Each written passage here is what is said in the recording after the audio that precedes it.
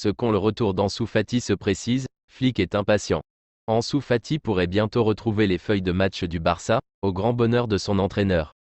Hansi Flick pourrait enfin recevoir de bonnes nouvelles pour le FC Barcelone, avec le retour attendu d'Ansu Fati.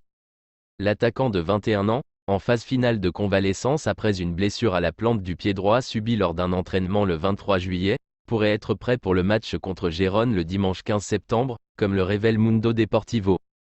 Cette blessure, causée par un piétinement accidentel d'un coéquipier, a contraint Ansu à manquer la tournée américaine du club cet été. Le Barça n'a pas précisé la durée de son absence, indiquant simplement qu'il suivrait un traitement conservateur à Barcelone, et que son retour dépendrait de son évolution. Actuellement, Ansu s'entraîne déjà à un rythme soutenu à la Ciutat Esportiva, et l'objectif est qu'il rejoigne le groupe principal la semaine prochaine. Si sa progression continue sans complications, Ansu pourrait figurer sur la liste des joueurs pour affronter Gérone, offrant ainsi à Flick une option précieuse en attaque pour soulager des joueurs comme Rafinha et Robert Lewandowski. Le retour d'Ansu Fati est d'autant plus crucial que le Barça doit composer avec de nombreuses absences, dont Marc Bernal, Gavi, Frenkie de Jong, Ronald Araujo, Andreas Christensen et Fermin. Le prochain défi pour Flick sera de récupérer Frenkie de Jong, blessé depuis le 21 avril suite à une entorse à la cheville droite. Malgré sa réticence à se faire opérer, De Jong doit maintenant faire un choix crucial, soit gérer les inconforts à son retour sur le terrain, soit envisager sérieusement une intervention chirurgicale pour une guérison complète. Le club espère un retour du milieu néerlandais avant la fin de la saison pour renforcer un milieu de terrain décimé. La récupération d'Ansu Fati et la réintégration de Jong sont des éléments clés pour Flick, qui mise sur le talent et l'impact de ses joueurs pour relancer les performances du FC Barcelone. Né en 2007, Lamine Yamal fait partie de ces jeunes amateurs de football qui ont pu rapidement découvrir les pépites de demain grâce à YouTube.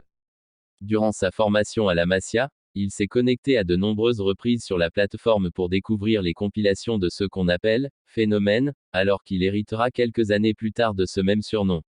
Et parmi les joueurs ayant fait chavirer son cœur, on retrouve forcément Neymar Jr., éblouissant avant Santos de 2009 à 2013, avant de rejoindre le Barça jusqu'en 2017. Dans un entretien accordé à France Football, la pépite des Blaugrana est revenue sur son admiration pour le Riverde et se rappelant de bons souvenirs. À l'époque, je me souviens de Neymar qui était encore à Santos, Messi évidemment, Villa, Pedro de tout le Barça. Ce sont ces premières images qui m'ont fait regarder le football dès mon plus jeune âge avec mon père et ma mère à la maison. J'allais aussi chez un ami après l'école, parce qu'il avait un ordinateur, on mettait des vidéos de Neymar dessus, on passait toute l'après-midi à les regarder. Puis je rentrais dormir et je les faisais à la maison, dans ma chambre. On a tout tapé, Neymar Skills, sur YouTube et tenté les gestes dans notre chambre, a-t-il indiqué. Une petite anecdote qui fera sourire le Brésilien. Du haut de ses 17 ans, Lamine Yamal s'est déjà fait un nom au sein du football mondial. Auteur d'une grande saison dernière avec le FC Barcelone, le crack de 17 ans a eu le bonheur de remporter l'Euro 2024 avec l'Espagne cet été. De quoi lui valoir une place parmi les 30 nommés pour le Ballon d'Or et est le grand favori pour remporter le trophée Copa. Et Lamine Yamal n'entend pas s'arrêter en si bon chemin. Pour France Football, le prodige barcelonais a annoncé vouloir marquer l'histoire du football de son empreinte. Rien que ça. Yamal, je veux marquer le foot de mon empreinte. Je veux marquer le foot de mon empreinte.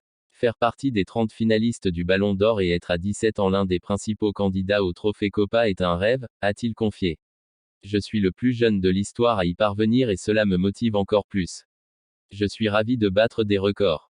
J'ai vécu une année incroyable avec le Barça, et ces nominations ne sont que le début. Après de courtes vacances, Lamine Yamal a démarré fort l'exercice 2024 à 2025. En 4 apparitions, le jeune international espagnol a déjà délivré 4 passes décisives et inscrit un but. Pendant des semaines, la rumeur Nico Williams au FC Barcelone a enflammé ce mercato.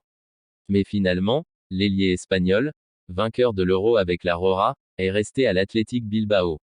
Dans un entretien accordé à Mundo Deportivo, Pedri a donné son avis sur l'arrivée avortée de son coéquipier en sélection. Il avait un contrat avec le club, c'était une situation difficile. S'il a décidé de rester, c'est qu'il y avait une raison. Maintenant, bonne chance à lui. Ici, dans l'équipe nationale, nous nous amusons beaucoup avec lui et la vérité est que s'il est heureux, nous sommes tous heureux, a confié le milieu de terrain de 23 ans. Pour voir Nico Williams avec des joueurs du FC Barcelone tels que Pedri, Yamal ou encore Olmo, il faudra attendre les matchs de la sélection espagnole.